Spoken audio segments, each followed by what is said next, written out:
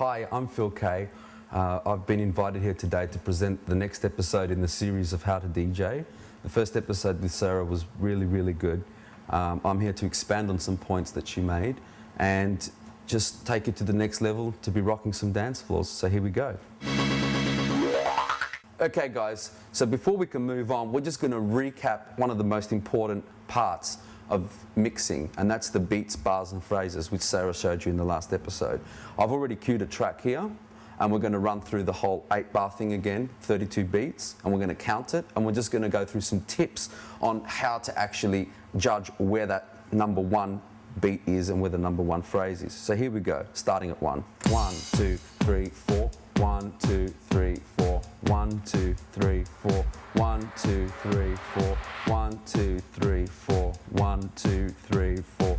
1, 2, 3, 4. And 1, 2, 3, 4. So that comes into the bass line. Now, in a real world situation, you're not going to really be sitting there counting bars and phrases. You're just going to be able to work out where it feels right and where it's going to happen. What I'll be listening for is reverse cymbals, drum rolls, or anything like that which is guiding me to where the next phrase is going to start right now. There's one again. So it should be pretty straightforward. If you listen to a lot of music, you should be able to feel where it is. Now that we all understand that, and I hope you all do, we can move on to the next level.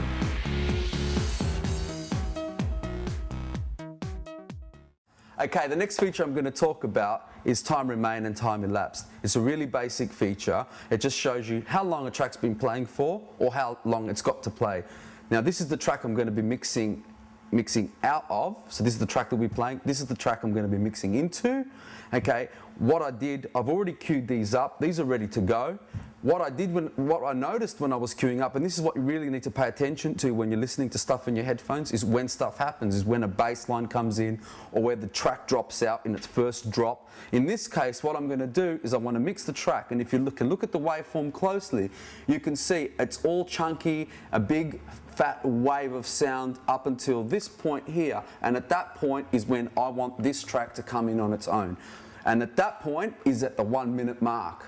And I've done that so that I don't have to waste your time. So what I'm going to do here, I'm going to play this track about 1 minute and 15 seconds before it finishes, and I'm going to start this track playing, and you'll see what happens when they all happen at the same time and how great they sound. So here we go. Okay, that is now at 1:17, and I'm just waiting for the 1 minute mark to let this one go.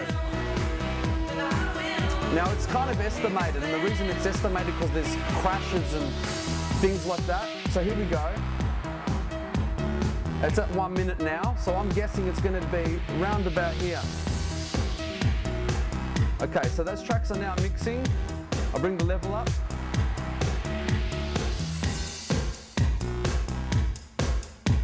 Now they're sounding really good together, and I'm not really having to do much adjusting.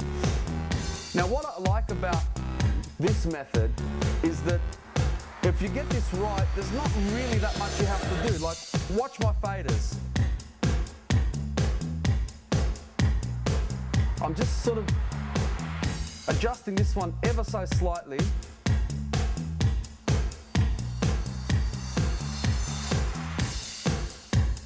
Slight nudge. Okay, so I'm going to leave them there. Notice there's no EQs, I'm not touching anything, and right about now, and you can see the levels are still up. This track is now playing on its own. I haven't really done much adjusting, if anything, and it was a perfectly timed mix. So that's how to get stuff sounding really well timed, and it will help you. It will make sure that you don't have to play with EQ or levels too much, simply by timing your mixes correctly. So now that we understand that, we can go on to the next level.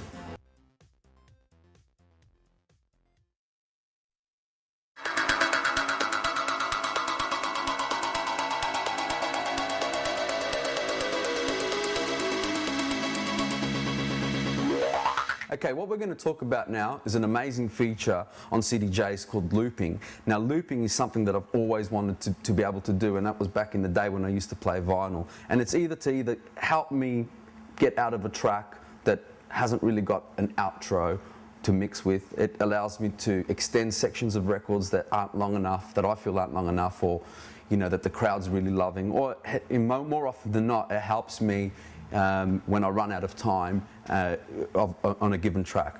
So what I'm going to do now is show you how to actually do a loop. And the section that I want you to pay attention to is around here, the loop start and the loop end. But let's start this track. I'll do one beat loop.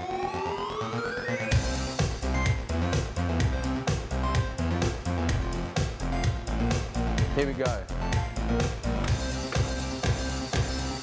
Now what I can do with this is I can actually shorten this loop and create an effect with it.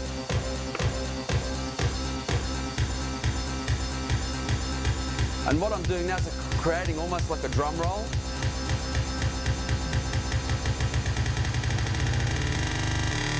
And then to get out of the loop, I press this. And it takes me back to the loop point where I started. Now what I want to do is actually mix out of the loop. So I'm going to create another loop that I can mix out of.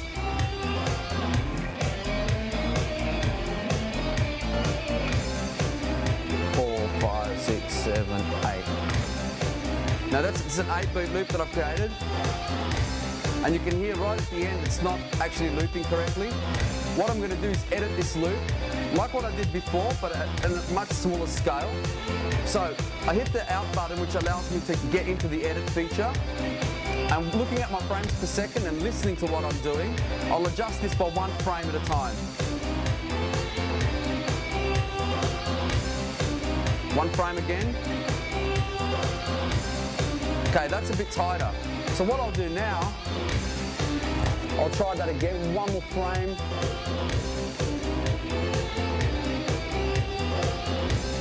That sounds better. Now, I'll put that back into loop mode instead of edit mode.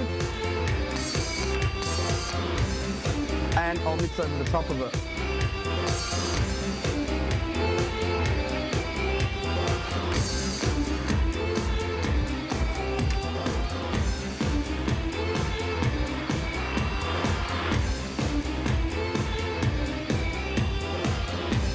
And there you have it. I'm just mixing 1 track over a loop.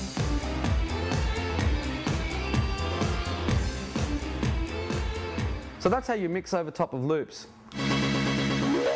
Okay, so we've spoken about looping on a CDJ, and looping on a CDJ is great, but if you really want to mix and get really accurate loops, the best way to do it is to do it with a feature called roll on the DJM mixers.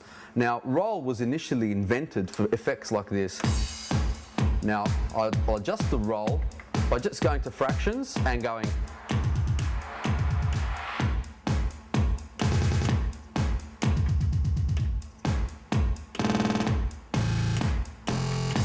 Okay, so that's what the roll was initially invented for. But what you can do with the roll, and what a roll actually does technically, is it just repeats a section of music. So you can turn this feature into a sampler, on a loop sampler, and it's going to be much more accurate than you at creating a loop because it knows how fast the track's going, because it's got a beat counter, and then it's dividing a number to work out how many milliseconds it's got to sample for at 128 beats per minute to create a 4-beat loop. So let's do a 4-beat loop now.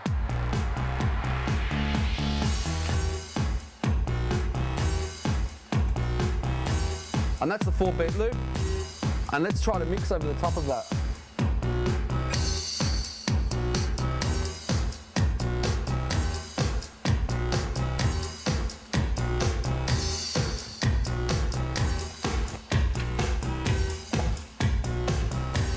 And there you have it.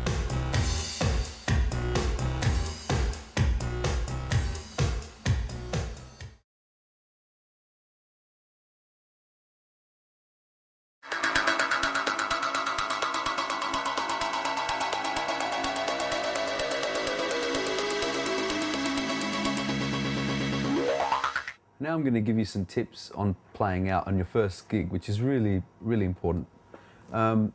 The first thing you need to do, I guess, as someone that's playing in a new club that you haven't played at before, is do some reconnaissance. Go to the club, go there a week, 2 weeks before, stay there, have a few drinks, have a listen to what's going on. It's really important. this is how you're going to gauge what goes on at that club, what you'll be able to get away with, what you won't be able to get away with, and how you'll be able to incorporate your style and be able to bring out your character in what you're doing. So go to the club, go there, have a listen and take notes. So when you go home, try and find similar music that you heard. You don't have to find the exact music that's been getting played. That's not the point. Otherwise, they wouldn't want you to DJ there. You need to inject something that is your own, that is you into that, but without alienating people. So that's the first point. Go check out the club. Second point, when you get there, if you're nervous, calm down. It's all good. Have a drink. Do something. You just need to relax. And that is, you know, a big part. I mean, I still get nervous today, and that's 20 years later. So I can say it, and I can tell you, you will get nervous, and you always will get nervous when you value what you do. So don't be scared of that. Next thing you need to do is you need to be prepared. You need to have certain things with you that's going to make your life easy.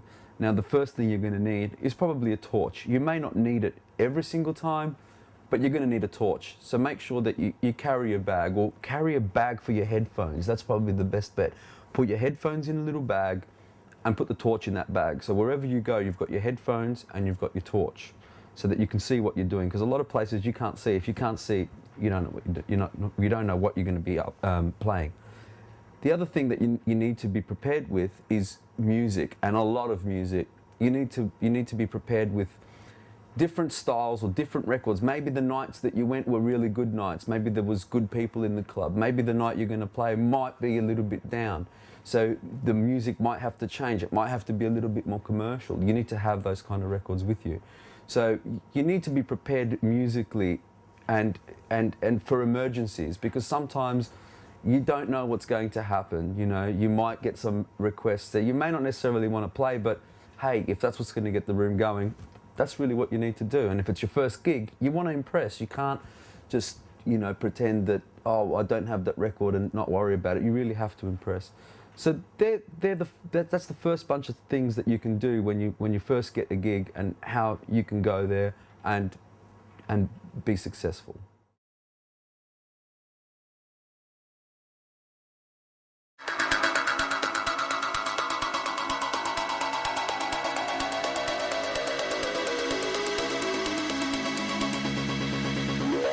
Okay, so now that we've explained beat looping, what we're going to do now is something called breakdown looping. Now, breakdown looping is a bit more of a forgiving loop, because there's no beats there to kind of clip at the end. So let's do a breakdown loop, and I'll show you what I mean.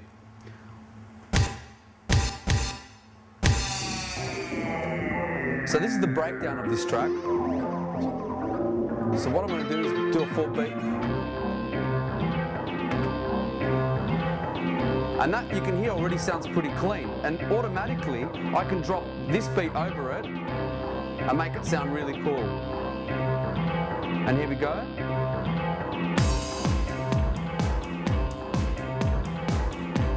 And that's really tight.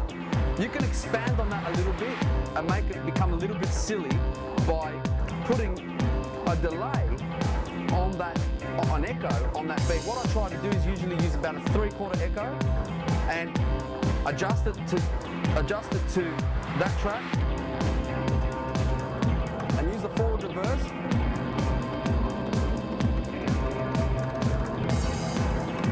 And at this point, you can get really fiddly. You can start playing with the platter.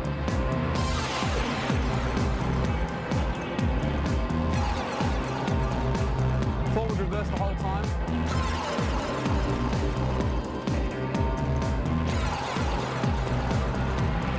EQ out.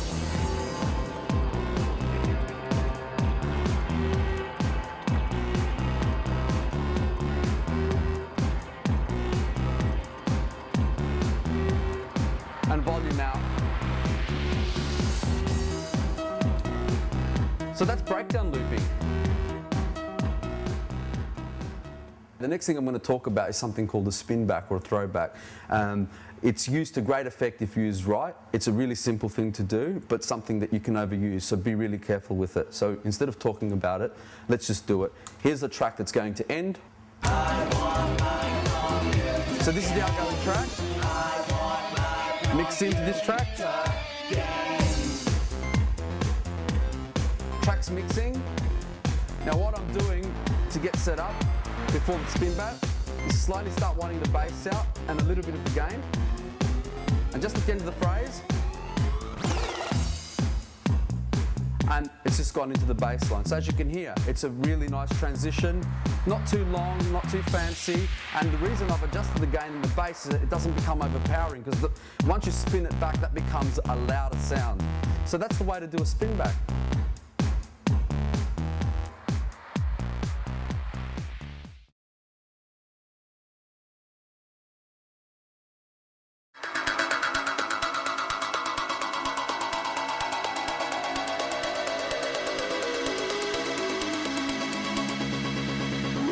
A really important part of beat mixing is actually mixing frequencies together and making sure that frequencies ain't clashing, because that creates really muddy mixes. And what you have on most DJ mixes that you find out there today is a bank of knobs at the top end of the mixer. And usually the top one will be called gain, which is a fancy word for volume. So if you turn that right down, there'll be no volume. But what we're interested in at the moment is these three knobs here for each individual channel, which are labeled low, mid and high. Now it's very self-explanatory if you've got any kind of EQ on any system. It's the same thing, but it's just on knobs here. So yeah, the high end or the highs are going to cut out the high frequencies, like the cymbals in tracks. The mids are going to cut out, you know, the synth lines and the vocals. That's the frequencies that those parts of or elements of tracks take up. And the bottom end is the fun bit, the bass, the kick drum, and the thing that makes people go crazy. So, you know, once you've got control of those elements, you can then say, okay, the track that's going out, I don't want it to have any more vocals, or I don't want that synth to be there, and I'll just kill the mids. Or, you know, I don't want the hi-hats to be going as hard anymore, so I'll drop it back. So let's stop talking about it and let's just see what they do when I play with them.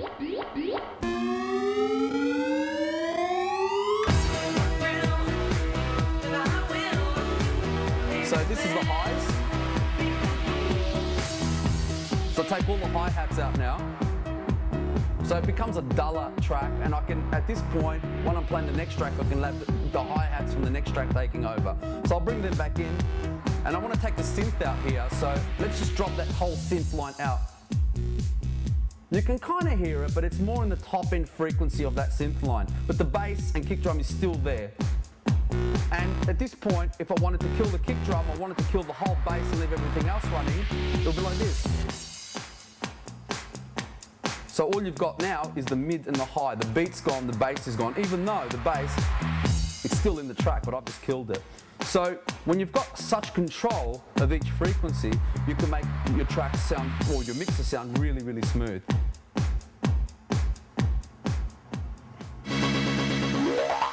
So let's look at how EQ is used to adjust frequencies when you're mixing two tracks together. I've got two tracks set up, I've got them in loop, and I've got them in sections of the record which are quite full, so there's lots of frequencies going on.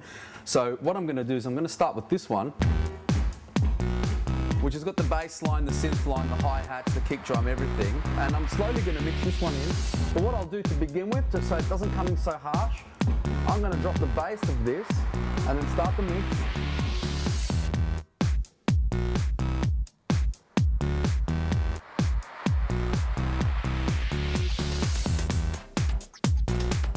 You can hear that the hi-hats have come in. Now slowly, oh, I can do it.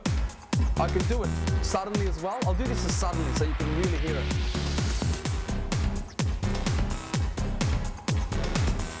I've just changed the two bass lines. I'll just change them back.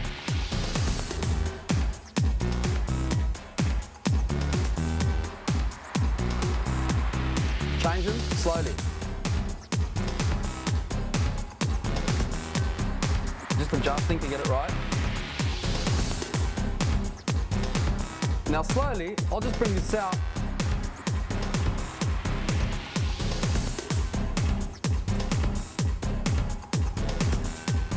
Take the hi-hats out. So I'm slowly bringing the track out by, not just by simply using the volume, but by using volumes on frequencies, and that's essentially what EQ is. It's a volume over certain ranges of frequencies. Now if you watch DJs like Stacey Pullen or Derek May, they're the ones that do it the best. So that's using EQs to mix with.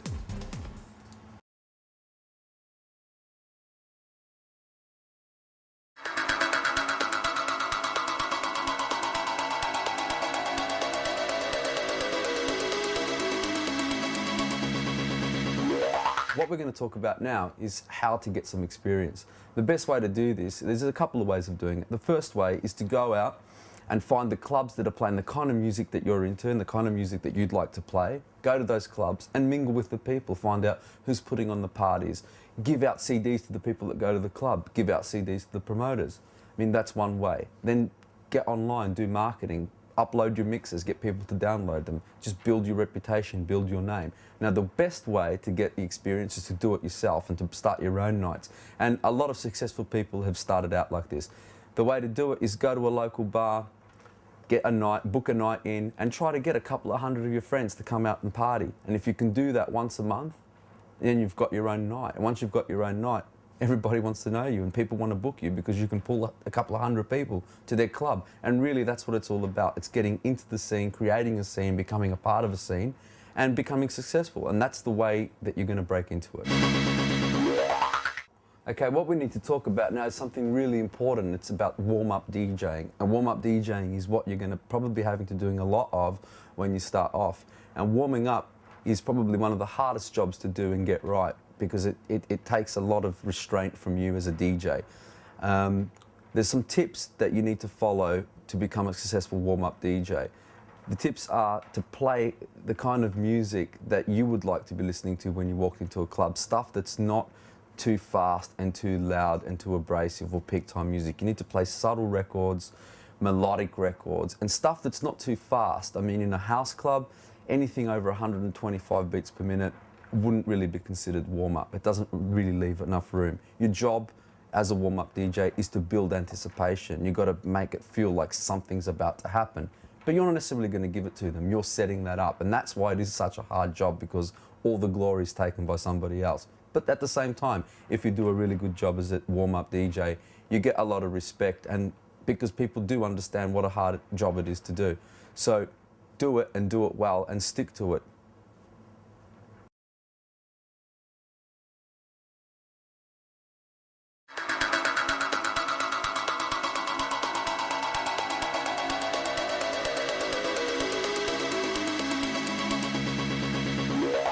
Okay, so leading on from EQing, we're going to enter the world of effects, which is really exciting. And the first effect we're going to talk about is called filtering.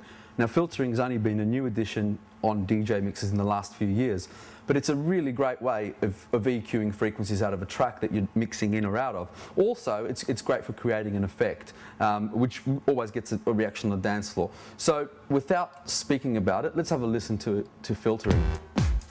Now, there's two types of filters. There's a low pass and a high pass filter, and the filter on this mixer is located right here, and it says frequency. So let's turn the filter on, and what we're going to do first, we're going to go anti-clockwise, which is a low pass filter. This is what a low pass filter is. Let's do it slowly. And let's take it all the way back. So what I've done there is I've killed all the mids and all the highs, and all I've left in there is the bass. And I'll turn it back up, and as I'm turning it back up, you can almost hear a knocking sound as I'm sweeping, because what I'm doing now is I'm sweeping through frequencies. And that's called resonance, what you're hearing, that little knock as I'm going up through the frequencies. Now I'll go the other way, and I'll take it into high pass filter mode. And obviously it's going to do exactly the opposite of what I did earlier. And you can hear that, still that knocking effect, that sweeping effect, that's the resonance again. So let's take this all the way to the top. And all you can hear there is just the slightest bit of the synthesizer top end and the hi-hats. And you can use this to great effect, like.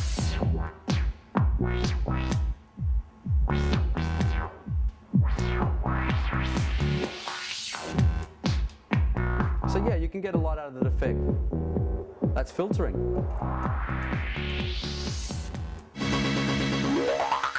So a really exciting effect I want to talk to you about now is called echo. Now this can be used in a lot of ways, but we're going to try and get into it really simply so that everyone can understand what's happening here. Now an echo is exactly what I'm saying, it's an echo. So I'm going to turn the music up here and I'm going to choose echo with the effect selector right here. I'm also going to select what channel I want the effect on. In this case I want it on master, but I can also choose channel 2.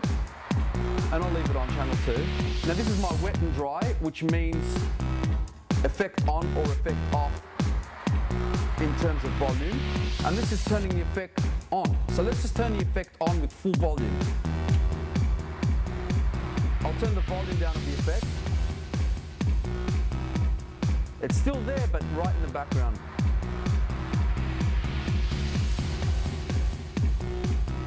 Now, there's several interesting ways that I can use this. I can do one of these where I'll turn the volume up, and as I'll turn the volume up to 12 o'clock, I'll drop the volume of the fader. So let's do that one. Then,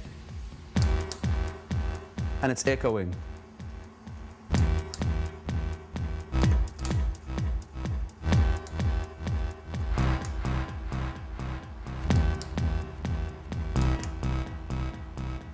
And what I'll do now is 1, 2, 3, 4.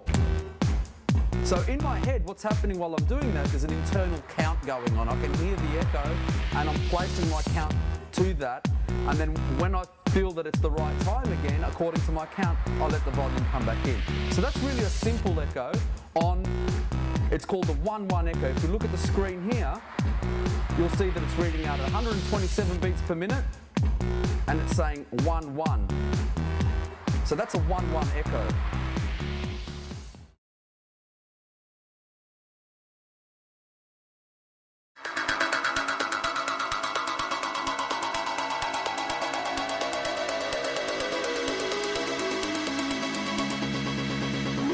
Master tempos is a really amazing feature that's been incorporated into the latest CD players, and it's something that, again, you couldn't do with vinyl in the old days.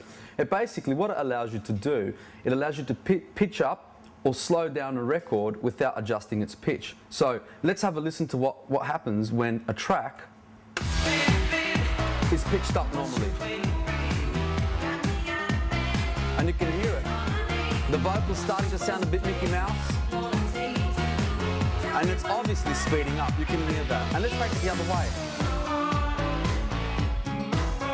Right? So that's as far as it's going to go, minus 16%. Let's take it back to 0. Let's engage the master tempo, and let's take it fast. There's no Mickey Mouse happening on the vocal. The pitch is the same, it's a lot faster. Now I'm going to really quickly go the other way. Listen to the pitch. It's still the same, and I'm taking it all the way to the slowest point it's going to be. Back to the middle, back to the fastest. So it's a really great feature. The other use for this is when you're using strings, when you're mixing a track like this section. Watch when I speed it up. You can't hear the pitch. If I do it with the master tempo, often I do that. Master tempo, nothing. So when you're mixing strings, that's how you do it. You use the master tempo and you can never hear yourself correcting. So master tempo is a really powerful and amazing feature.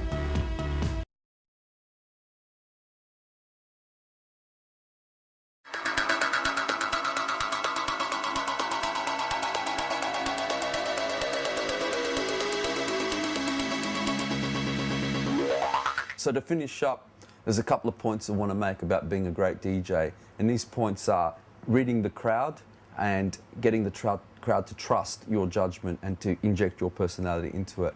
Now, the first thing is reading a crowd. Reading a crowd is simply that, is just watching and gauging the reactions of people of what you're playing. Once you've done that for a while, you can actually judge what's going to work, what's going to kind of work, or what's going to bomb.